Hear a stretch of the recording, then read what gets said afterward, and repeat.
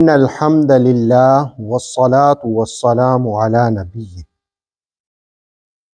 سب سے زیادہ پہچان انسان کو کس چیز کی ہوتی ہے؟ اور دوسری بات یہ کہ پہلی کتابوں میں ہمارے آقا صلی اللہ تعالی علیہ وسلم کا تذکرہ کس طرح سے بیان ہوا؟ ان حقائق کو سورہ بقرہ کی آیت نمبر 146 کے ضمن میں جانتے ہیں۔ پہلے ترجمہ اور پھر اس کی تفسیر کے ضمن میں دو اہم شخصیتوں کی باتیں۔ ارشاد باری ہے الذین آتیناہم الکتاب، وہ لوگ جنہیں ہم نے کتاب دی، یعرفونہ کما یعرفون ابناءہم، وہ پہچانتے ہیں انہیں جیسے وہ اپنے بیٹوں کو پہچانتے ہیں۔ وَإِنَّ فَرِيقًا مِّنْهُمْ لَيَكْتُمُونَ الْحَقَّ، اور ان میں سے ایک گروہ ہے جو حق کو چھپاتا رہے گا۔ وَهُمْ يَعْلَمُونَ، اور وہ ایسا جان بوجھ کر کریں گے۔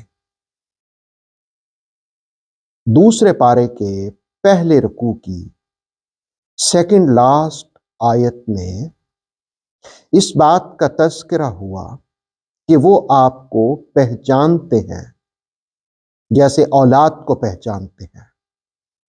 اس سے مراد ہمارے آقا محمد رسول اللہ صلی اللہ تعالی علیہ وسلم ہیں۔ ان کی پہچان کی بات ہوئی، ان کی معرفت کی بات ہوئی۔ تفسیر تبصرہ میں الجامع لاحکام القرآن ابن کثیر تفسیر کبیر کے حوالے سے یہ بات بیان کی گئی کہ حضرت عمر رضی اللہ تعالی عنہ نے حضرت عبداللہ بن سلام سے پوچھا، کیونکہ عبداللہ بن سلام تورات کے عالم تھے، کہ کیا تم محمد صلی اللہ علیہ وسلم کو ایسے پہچانتے ہو جیسے اولاد کو پہچانتے ہیں؟ عبداللہ بن سلام کہنے لگے بلکہ اس سے بھی زیادہ ہم رسول کریم صلی اللہ علیہ وسلم کو پہچانتے ہیں، اس لیے کہ آسمانوں کا امین زمین کے امین پر نازل ہوا۔ مراد یہ تھی کہ جبرائیل عیسیٰ علیہ السلام کے پاس آئے اور حضرت محمد صلی اللہ تعالی علیہ وسلم کی نعتیں، آپ کی صفات، آپ کی خوبیاں جو آپ میں موجود ہیں ان کو بیان کیا۔ پھر آپ کہنے لگے کہ ہمیں کیا ہے کہ ہم اپنے نبی کو نہ پہچانتے؟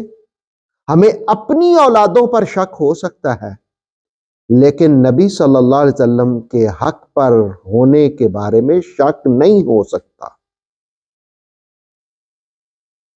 گویا ابن سلام کہتے ہیں کہ ہم نبی صلی اللہ علیہ وسلم کو اپنی اولادوں سے بھی زیادہ پہچانتے ہیں۔ ابن عباس رضی اللہ تعالیٰ عنہ نے ایک موقع پر حضرت کعب الاحبار سے پوچھا کہ تورات میں محمد صلی اللہ علیہ وسلم کے اوصاف کیسے بیان ہوئے؟ تفسیر تبصرہ کی عبارت ملاحظہ ہو جو تورات کے حوالے سے کعب الاحبار نے بیان کیا۔ وہ کہتے ہیں ان کا نام محمد ہے، ان کے والد کا نام عبداللہ ہوگا، وہ مکہ میں پیدا ہوں گے اور طابہ کی طرف ہجرت کریں گے، مراد مدینہ طیبہ، اور شام کا علاقہ ان کے قبضے میں آ جائے گا۔ ان کی زبان صاف ستھری ہوگی، وہ بازاروں میں شور مچانے والے نہ ہوں گے اور برائی کا بدلہ برائی سے نہیں لیں گے، وہ ہمیشہ درگزر کریں گے۔ ان کی امت کثرت سے حمد کرنے والی ہوگی اور شدت، نرمی اور خوشی اور غمی ہر موقع پر اللہ کی حمد کرے گی۔ بلندی پر چڑھتے ہوئے اللہ اکبر کہیں گے۔ آپ کی امت کے دست و پا کو وضو سے منور کرنے والی ہوگی۔ وہ کمر کے وسط پر تہمت باندھیں گے۔ وہ نمازوں میں لڑائی کی طرح صف بندی کریں گے۔ مسجد کے اندر ان کی آوازیں شہد کی مکھی کی آواز سے بھی پست ہوں گی کہ پاس والا بھی سن نہ سکے گا۔ یہ حضرت کعب الاحبار نے بیان کیا کہ تورات میں رسول کریم صلی اللہ علیہ وسلم کی عظمتوں کو، صفات کو، نعتوں کو، خوبیوں کو کیسے بیان کیا گیا۔